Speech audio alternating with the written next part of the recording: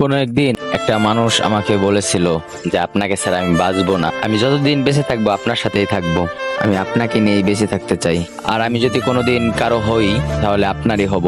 আপনি ছাড়া অন্য কারো জীবনে আমি যাব না। পৃথিবী জুড়ে শুধু আপনি, আমার ভালো লাগা, ভালোবাসা, রাগ, অভিমান, ঝগড়া সব আপনি। আপনি ছাড়া আর কেউ আমার জীবনে নাই। আমি যতটা ভালো আপনাকে বাসি ততটা ভালো আমি আমার নিজের ফ্যামিলিকেও বাসি না।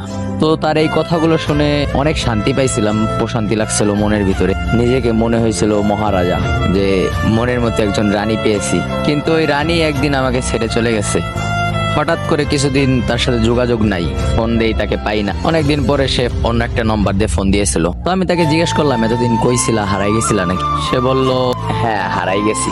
আমি তাকে জিজ্ঞেস করলাম, তুমি তো আমাকে কথা দিয়েছিলা যে আমি ছাড়া তুমি আর কারো হবা না। তখন সে আমাকে বলল, জানি না কি থেকে কি হয়ে গেল। তারপরে আমি বললাম, তোমার অজান্তেই কি সব হয়েছে? রাগান্বিত ভাবে আমাকে বলল,